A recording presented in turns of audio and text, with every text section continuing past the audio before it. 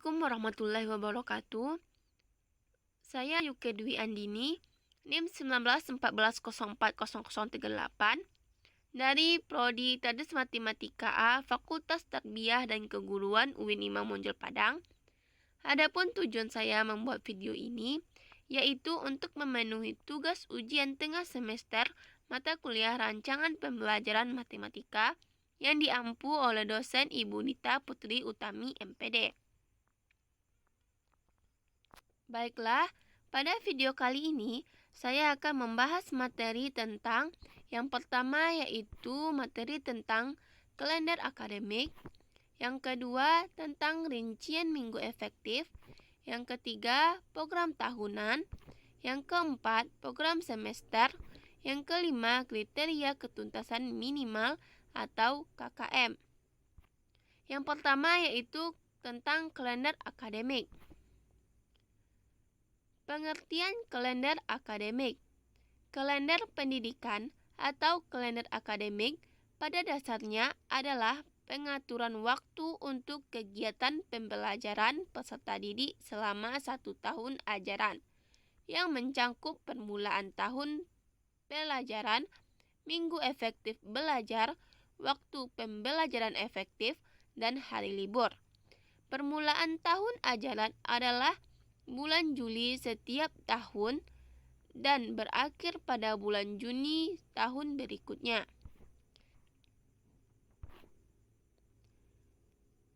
Selanjutnya yaitu tentang komponen kalender akademik.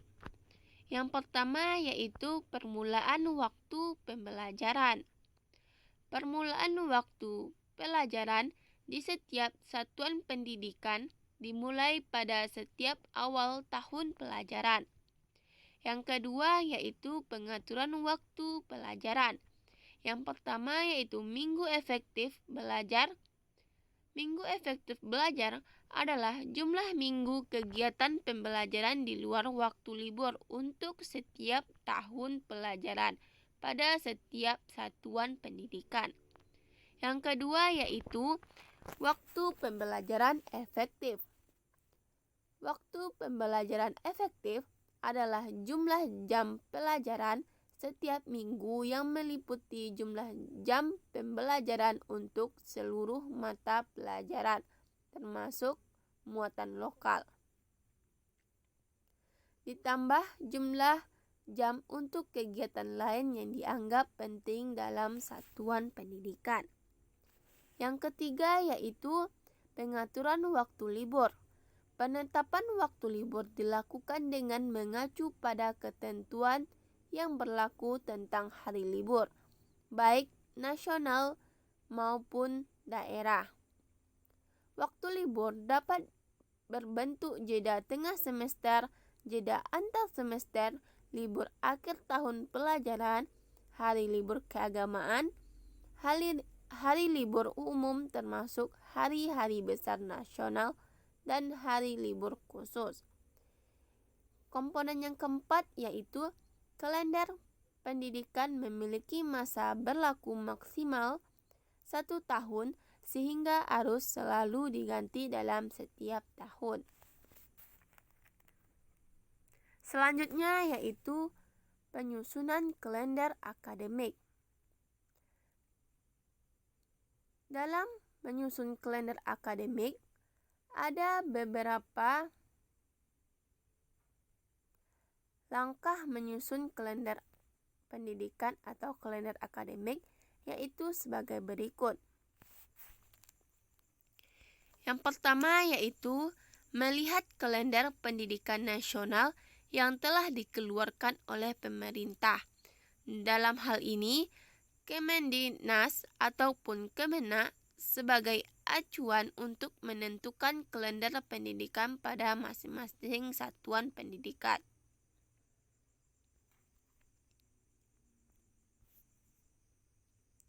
Yang kedua yaitu menentukan minggu efektif, libur tengah semester, libur antar semester, serta libur akhir tahun dengan acuan jumlah yang telah ditetapkan. Selanjutnya yaitu yang ketiga, menyesuaikan kalender dengan keadaan hari-hari libur umum maupun agama. Yang keempat yaitu menentukan periode efektif pembelajaran dengan mempertimbangkan hari-hari yang akan tersita untuk kegiatan-kegiatan pengembangan diri, baik ekstrakurikuler maupun bimbingan dan konseling terpadu. Yang kelima yaitu menentukan bobot dan alokasi hari-hari pembelajaran efektif setelah disesuaikan dengan hari-hari efektif fakultatif, misalnya hari-hari pembelajaran di bulan Ramadan serta hari libur fakultatif, misalnya libur awal puasa dan libur hari raya. Selanjutnya yang keenam yaitu merekap kalender pendidikan selama 1 tahun penuh atau dapat pula ditambah kalender pendidikan per semester dan per bulan dengan rapi dan telah diteliti oleh tim perumus kalender pendidikan. Selanjutnya yaitu alokasi waktu kalender akademik. Alokasi waktu dalam kalender akademik yaitu sebagai berikut. Yang pertama yaitu minggu efektif. Alokasi waktu minimum 34 minggu dan maksimum 38 minggu digunakan untuk kegiatan pembelajaran efektif pada setiap satuan pendidikan. Yang kedua yaitu jeda tengah semester. Alokasi waktu maksimum 2 minggu atau 1 minggu tiap semester. Yang ketiga yaitu jeda antar semester. Jeda antar semester alokasi waktunya maksimum 2 minggu atau antara semester 1 dan 2. Selanjutnya yaitu yang keempat, libur akhir tahun pelajaran. Libur akhir tahun pembelajaran, alokasi waktunya maksimum 3 minggu, digunakan untuk penyiapan kegiatan dan administrasi akhir dan awal tahun pembelajaran. Yang kelima yaitu hari libur keagamaan. Alokasi waktu 2-4 minggu. Daerah khusus yang memerlukan libur keagamaan lebih panjang dapat mengaturnya sendiri tanpa mengurangi jumlah minggu efektif belajar dan waktu pembelajaran efektif. Selanjutnya yang keenam, hari libur umum atau nasional. Alokasi waktunya maksimum 2 minggu atau disesuaikan dengan peraturan pemerintahan. Yang ketujuh yaitu hari libur khusus.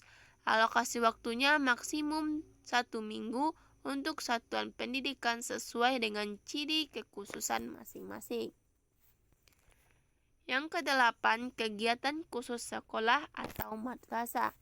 Alokasi waktunya yaitu maksimum 1 minggu digunakan untuk kegiatan yang diprogramkan secara khusus oleh sekolah atau madrasah tanpa mengurangi jumlah minggu efektif belajar dan waktu pembelajaran efektif. Selanjutnya yaitu fungsi kalender akademik. Yang pertama yaitu untuk mendorong efektivitas dan efisiensi proses pembelajaran di sekolah atau madrasah. Yang kedua yaitu untuk menyelesaikan ketentuan mengenai hari efektif dan hari libur sekolah atau madrasah. Yang ketiga yaitu sebagai pedoman dalam menyusun program kegiatan pembelajaran di sekolah. Yang keempat yaitu sebagai pedoman bagi guru untuk menyusun program tahunan, program semester, serta membuat silabus, rencana pelaksanaan pembelajaran atau RPP, dan satuan acara pembelajaran. Selanjutnya yaitu contoh kalender akademik. Baiklah, ini adalah contoh dari kalender akademik. Pada awal tahun ajaran, yaitu yaitu dimulai dari bulan Juli tahun 2021 dan diakhiri pada bulan Juni tahun berikutnya, yaitu bulan Juni tahun 2022. Pada kalender akademik ini, bulan Juli terdapat 5 minggu, bulan Agustus terdapat 4 minggu, bulan September terdapat 5 minggu, bulan Oktober terdapat 4 minggu, bulan November terdapat 4 minggu, dan bulan Desember terdapat 5 minggu, dan seterusnya. Pada kalender akademik sudah terdapat komponen atau keterangan-keterangan tentang hari-hari libur, tentang permulaan tahun ajaran, tentang baik itu tentang hari libur keagamaan, hari libur khusus, dan hari libur semester, dan lainnya. Pada kalender akademik juga sudah terdapat keterangan tentang minggu efektif dalam semester ganjil dan semester genap. Juga terdapat waktu pembelajaran yang efektif baik itu di semester genap maupun semester ganjil yang tertera pada contoh kalender akademik saya ini. Baiklah, materi selanjutnya yaitu materi tentang rincian minggu efektif. Pengertian rincian minggu efektif. Pekan atau minggu efektif adalah hitungan hari-hari efektif yang ada pada tahun pelajaran berlangsung untuk membantu kemajuan belajar peserta didik. Di samping modul, perlu dikembangkan program mingguan dan harian. Program ini merupakan program penjabaran semester dan program modul. Melalui program ini dapat diketahui tujuan-tujuan yang telah dicapai dan yang perlu diulang bagi setiap peserta didik, sehingga dapat diketahui peserta didik yang mendapatkan kesulitan dalam setiap modul yang dikerjakan dan peserta didik yang memiliki kecepatan belajar di atas rata-rata kelas. Selanjutnya yaitu tentang komponen-komponen dalam menyusun rincian minggu efektif. Yang pertama yaitu jumlah minggu dalam semester. Jumlah minggu dalam semester merupakan jumlah seluruh minggu dalam semester, baik minggu efektif maupun minggu tidak efektif. Yang kedua yaitu jumlah minggu tidak efektif, di mana dalam minggu tersebut lebih dari 3 hari tidak bisa digunakan sebagai kegiatan pembelajaran. Yang ketiga yaitu jumlah minggu efektif.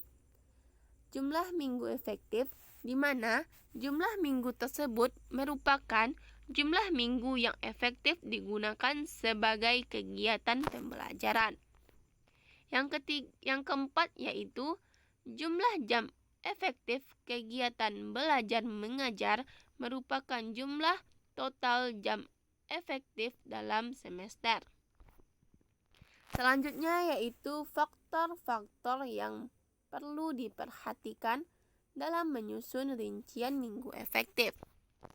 Yang pertama yaitu tujuan apa yang diinginkan atau bagaimana cara mengorganisasi aktivitas belajar dan layanan-layanan pendukungnya.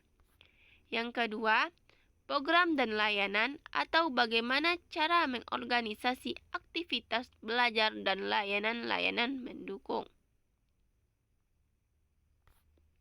Yang ketiga, tenaga manusia, yaitu mencakup cara-cara pengembangan prestasi, spesialisasi, perilaku maupun kompetensi. Yang keempat, keuangan, meliputi rencana pengeluaran dan rencana penerimaan. Yang kelima yaitu bangunan fisik, mencakup tentang cara-cara penggunaan pola distribusi dan kaitannya dengan pengembangan psikologis. Yang keenam yaitu struktur organisasi, yaitu bagaimana cara mengorganisasi dan manajemen operasi dan aktivitas kependidikan yang direncanakan. Yang ketujuh yaitu konteks sosial atau elemen-elemen lainnya yang perlu dipertimbangkan dalam perencanaan pembelajaran. Selanjutnya yaitu manfaat dari menghitung dan menyusun minggu efektif. Manfaat dari menyusun rincian minggu efektif adalah sebagai berikut. Yang pertama yaitu untuk mengetahui hari dan minggu yang efektif dan tidak efektif untuk kegiatan pembelajaran. Yang kedua, sebagai pedoman bagi para pendidik dan pengajar untuk membagi dan mengatur alokasi waktu kegiatan pembelajaran. Yang ketiga, sebagai bahan acuan untuk membuat perangkat pembelajaran seperti program tahunan dan program semester. Yang keempat, memudahkan bagi para pendidik dan pengajar dalam membuat dan menyusun RPP. Yang kelima yaitu meningkatkan efektivitas pembelajaran di kelas. Selanjutnya yaitu format dan perhitungan minggu efektif. Yang pertama yaitu identitas mata pelajaran. Yang kedua, perhitungan alokasi waktu. Yang ketiga, distribusi alokasi waktu. Yang pertama yaitu identitas mata pelajaran.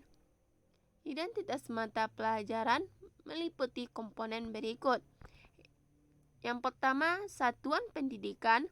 Yang kedua, mata pelajaran. Yang ketiga, kelas atau program. Yang keempat, semester. Yang kelima, program tahun pembelajaran. Selanjutnya yang kedua yaitu perhitungan alokasi waktu. Di dalam melakukan perhitungan alokasi waktu, maka perlu diperhatikan beberapa hal berikut. Yang pertama, jumlah bulan dalam tiap semester. Yang kedua, jumlah minggu dalam tiap bulan. Yang ketiga, jumlah minggu dalam tiap semester.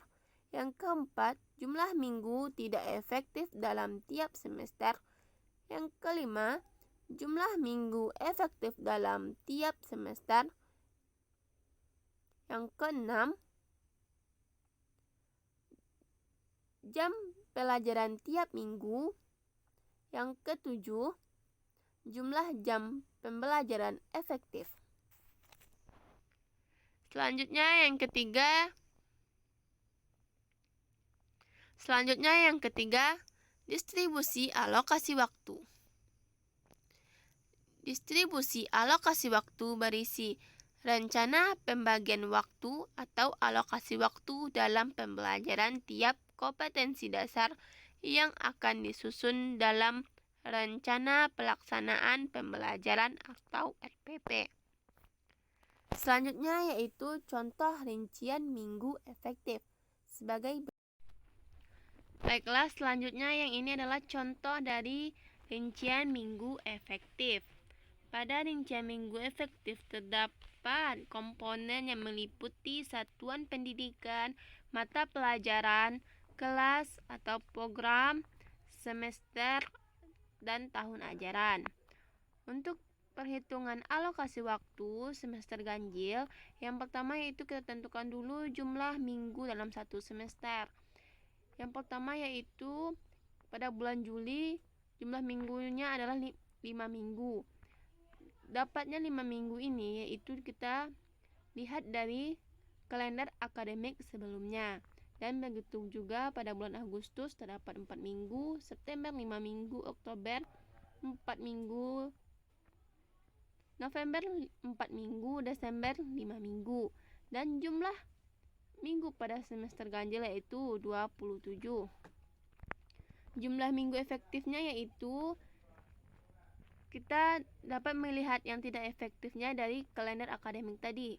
Pada bulan Juli terdapat hari libur akhir semester genap pada tahun 2020-2021, yaitu jumlah minggu tidak efektifnya 2 minggu dan seterusnya. Ada amat sama pada saat yang jumlah minggu efektifnya yaitu 1 minggu, ujian semester ganjil, kelas meeting, dan Pembagian lapor minggu tidak efektifnya yaitu 3 minggu dan libur semester ganjil yaitu pada bulan Desember. Jumlah minggu yang tidak efektifnya adalah 2 minggu. Jadi jumlah dari minggu yang tidak efektif yaitu 8 minggu. Di sini cara untuk mencari jumlah minggu efektifnya yaitu jumlah minggu efektif sama dengan jumlah minggu dalam semester dikurang jumlah minggu tidak efektif. Berarti jumlah minggu efektif sama dengan 27 minggu dikurang 8 minggu. Jadi jumlah minggu efektifnya adalah 19 minggu dalam semester ganjil. Yang kedua, kita mencari jumlah jam efektif. Jumlah jam efektifnya yaitu jumlah jam efektif sama dengan jumlah minggu efektif dikali jam pembelajaran per minggu. Jumlah jam efektif sama dengan jumlah minggu efektifnya adalah 19 minggu, jadi 19 minggu dikali 5 jam pembelajaran. Jadi jumlah jam efektifnya adalah 95 jam pembelajaran pada semester 1 dan begitu juga pada semester 2.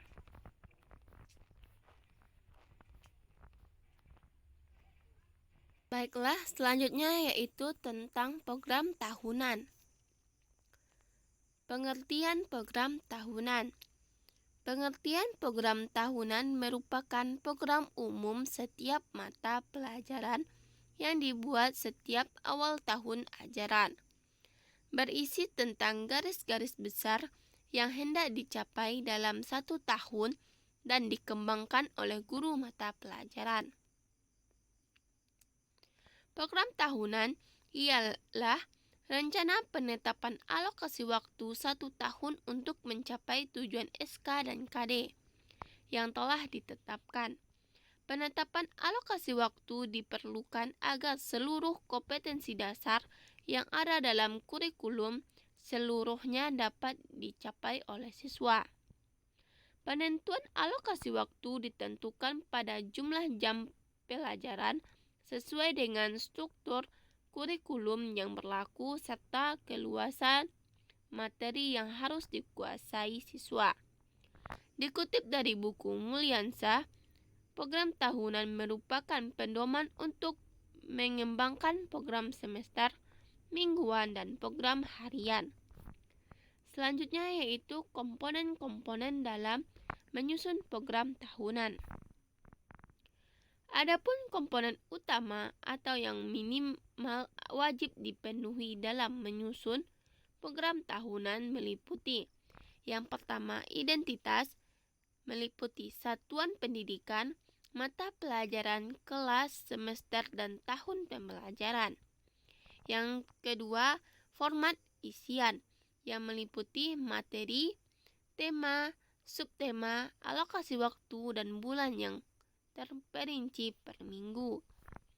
Selanjutnya, dikutip dari buku Darwinsyah dan DKK, bahwasanya komponen program tahunan terdiri dari 5 komponen, yaitu yang pertama identifikasi, yang kedua standar kompetensi atau kompetensi inti, yang ketiga kompetensi dasar, yang keempat alokasi waktu, yang kelima keterangan.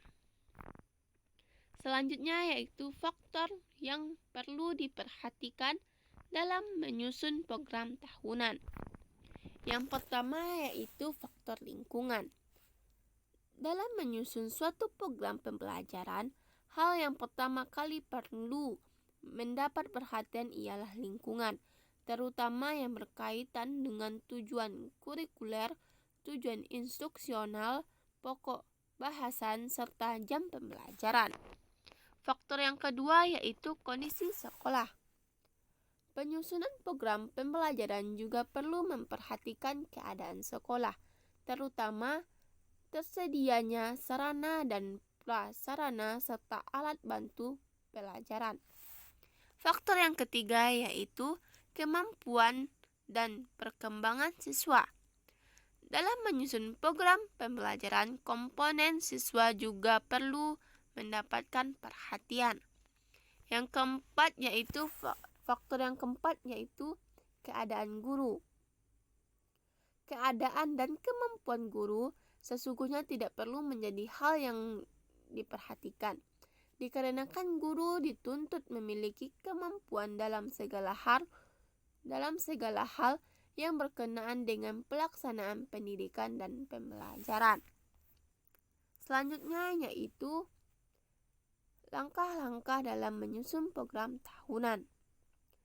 Menurut Darwin, langkah-langkah yang dapat dilakukan untuk mengembangkan program tahunan ialah: yang pertama yaitu lihat berapa jam alokasi waktu untuk setiap mata pelajaran dalam seminggu dan struktur kurikulum seperti yang telah ditetapkan pemerintahan. Analisis berapa minggu efektif dalam satu semester seperti yang telah ditetapkan dalam alokasi waktu efektif.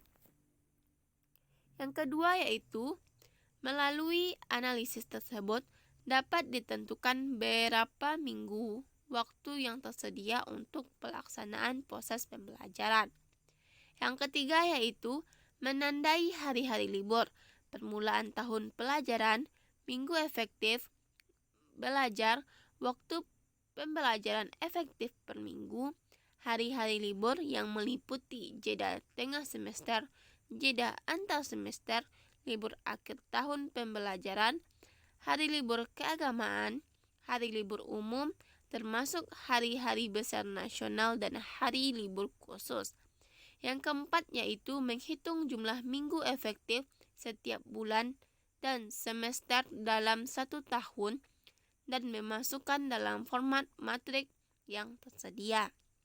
Yang kelima yaitu mendistribusikan alokasi waktu yang disediakan untuk suatu mata pelajaran pada setiap KD dan topik pembahasannya pada minggu efektif, sesuai ruang lingkup cangkupan materi, tingkat kesulitan dan pentingnya materi tersebut, serta mempertimbangkan waktu untuk ulangan serta review materi.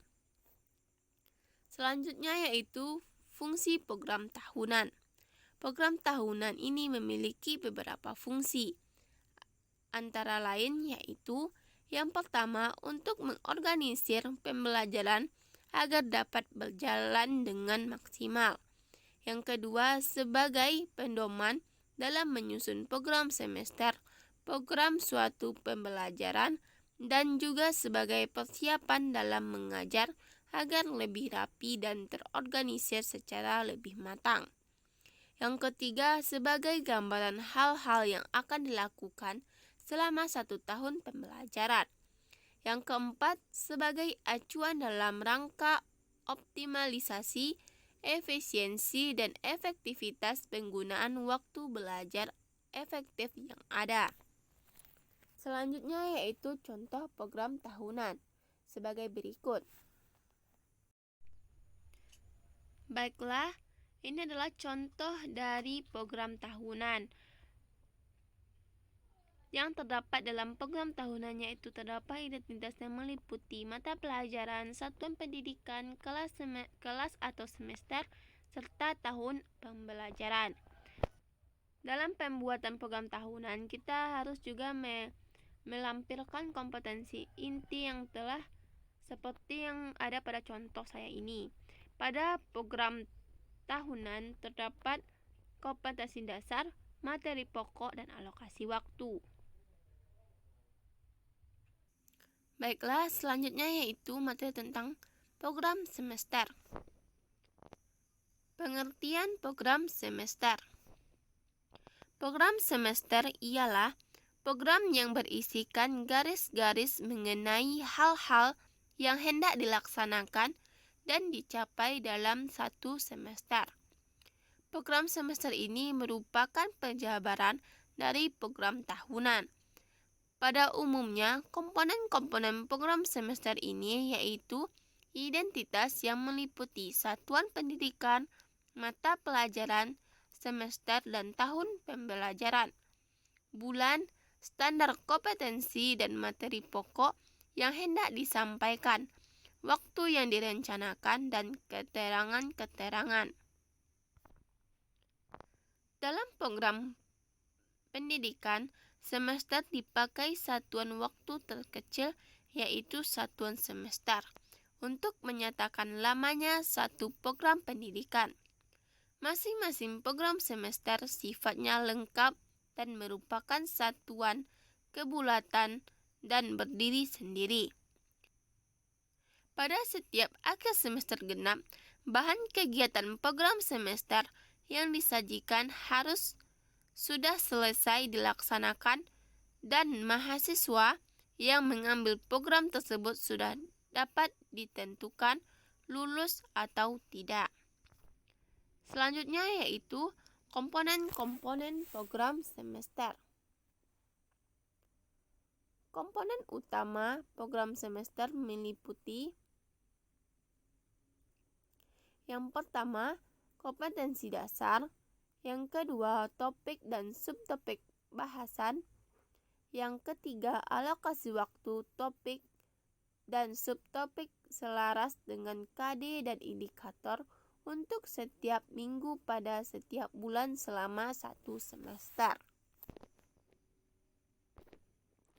Selanjutnya yaitu manfaat program semester. Yang pertama yaitu untuk mempermudah seorang guru dalam proses pembelajaran selama satu semester.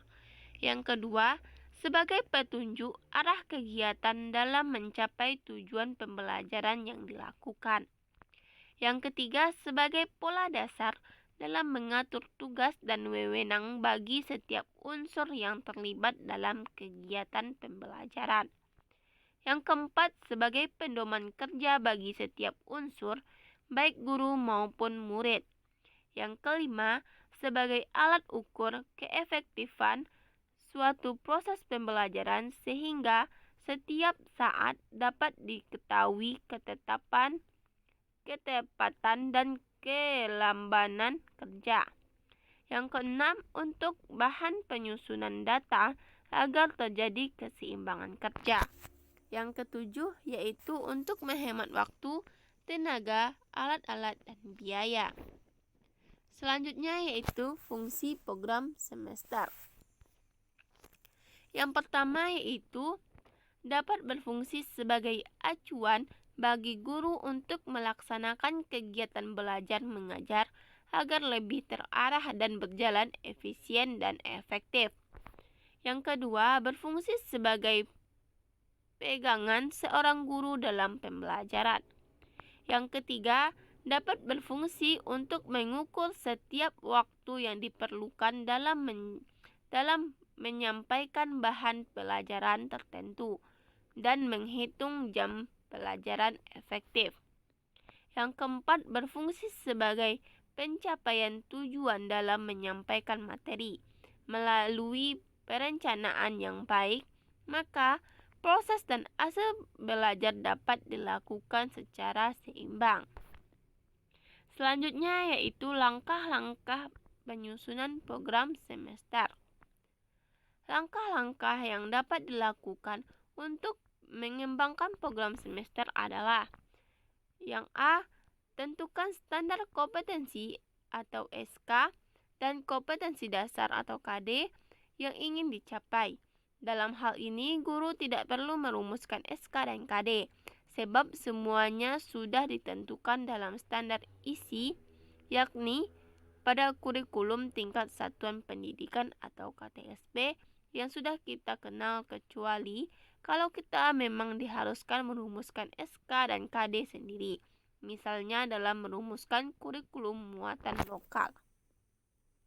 Yang B yaitu lihat program tahunan yang telah kita susun untuk menentukan alokasi waktu atau jumlah jam pelajaran setiap SK dan KD itu.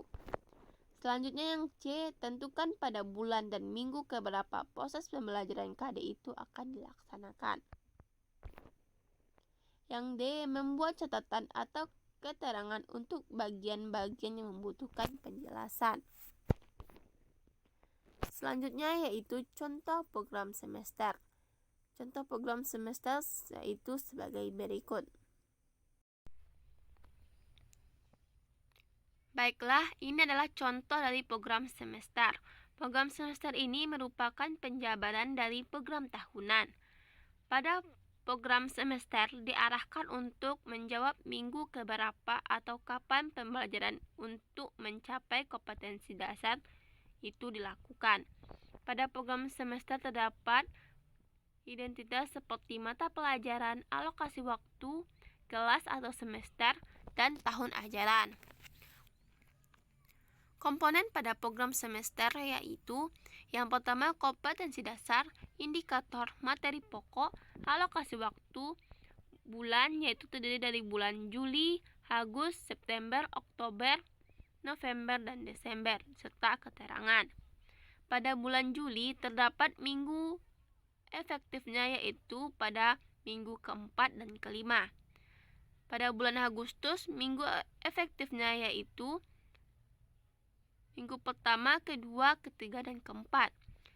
Pada bulan September, minggu efektifnya yaitu minggu pertama, kedua, ketiga, dan keempat, Oktober, dan November.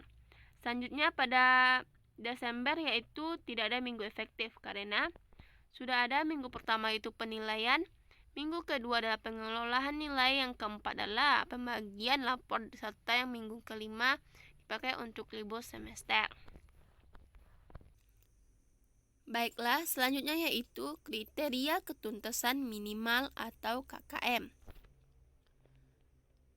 Pengertian kriteria ketuntasan minimal atau KKM. Pengertian kriteria ketuntasan minimal atau KKM adalah suatu cara menentukan penilaian pada kurikulum untuk menentukan lulus tidaknya seorang peserta didik. Kriteria paling rendah untuk menyatakan peserta didik mencapai ketuntasan dinamakan kriteria ketuntasan minimal atau KKM menurut Sudrajat. Kriteria ketuntasan minimal atau KKM merupakan acuan untuk menetapkan seorang peserta didik secara minimal memenuhi persyaratan atas materi pelajaran tertentu.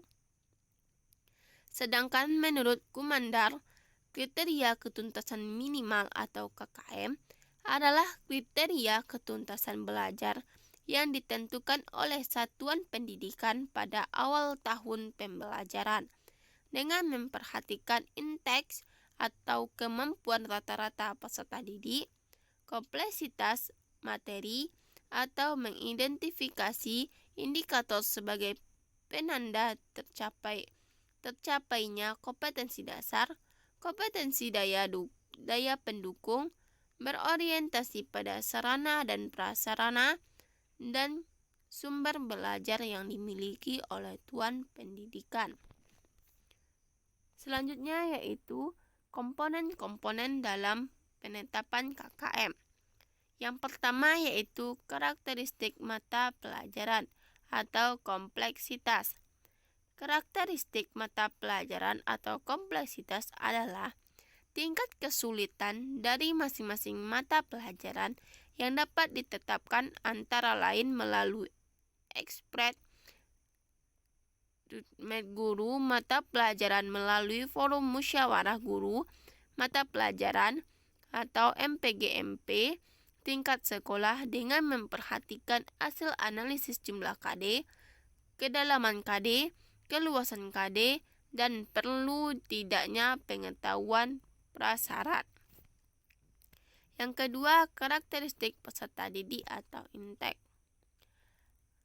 yaitu tingkat rata-rata kemampuan atau kompetensi awal peserta didik yang dapat dimanfaatkan dalam mencapai kompetensi dasar dan standar kompetensi yang telah ditetapkan dalam jangka waktu tertentu. Selanjutnya yang ketiga yaitu daya dukung. Daya dukung meliputi antara lain yang A. Kompetensi pendidik, misalnya nilai uji kompetensi guru, yang B. Jumlah peserta didik dalam satu kelas, yang C. Predikat akreditasi sekolah, dan yang D. yaitu kelayakan sarana prasarana sekolah. Selanjutnya yaitu fungsi kriteria ketuntasan minimal atau KKM, Yang pertama yaitu menjadi acuan bagi guru dalam menilai kompetensi siswa sesuai kompetensi dasar mata pelajaran yang diikuti. Yang kedua yaitu menjadi acuan untuk peserta didik dalam menyiapkan diri mengikuti penilaian mata pelajaran. Yang ketiga yaitu sebagai bagian dari komponen dalam melakukan evaluasi program pembelajaran yang dilaksanakan di sekolah. Yang keempat yaitu menentukan KKM merupakan kontrak pedagogis antara guru dengan peserta didik dan antara satuan pendidikan dengan masyarakat. Yang kelima yaitu KKM merupakan target satuan pendidikan dalam pencapaian kompetensi dalam setiap mata pelajaran.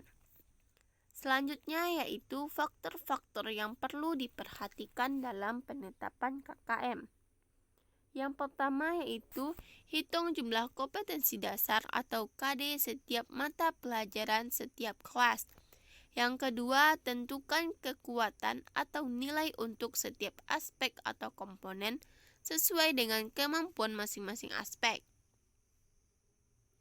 Yang pertama yaitu ada aspek kompleksitas. Aspek kompleksitas semakin kompleks atau sungker KD maka nilai semakin rendah, tetapi semakin mudah KD maka nilai semakin tinggi.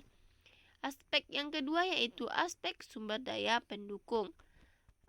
Semakin tinggi sumber daya pendukung maka nilainya semakin tinggi. Yang ketiga aspek inteks. Semakin tinggi kemampuan awal siswa maka nilainya semakin tinggi. Berikut ini adalah aspek yang dianalisis dan kriteria skala penilaiannya. Kompleksitas tingginya yaitu kecil dari 65, sedangnya yaitu 65 sampai 79 dan rendahnya dari 80 sampai 100. Sedang pada aspek daya dukung, kriteria dan skala penilaiannya yaitu tinggi nilainya 80 sampai 100, sedang nilainya 65 sampai 79, rendah nilainya kecil dari 65. Dan aspek inteks peserta didik, kriteria dan skala penilaiannya tinggi nilainya dari 80 sampai 100, sedang nilainya 65 sampai 79 dan rendah nilainya kecil dari 65. Selanjutnya faktor yang ketiga yang perlu diperhatikan dalam penetapan KM yaitu jumlahkan nilai setiap komponen. Selanjutnya dibagi 3 untuk menentukan KKM setiap KD. Rumus yang dipakai dalam penentuan KKM per KD yaitu jumlah total tiap aspek per jumlah total aspek.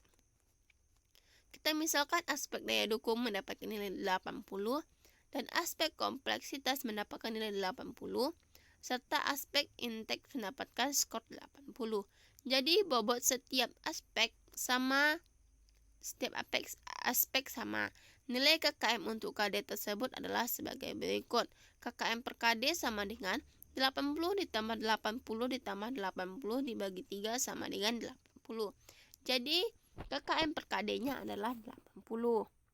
Selanjutnya, faktor yang perlu diperhatikan dalam penetapan KKM yang keempat yaitu penjumlahan seluruh KKM KD.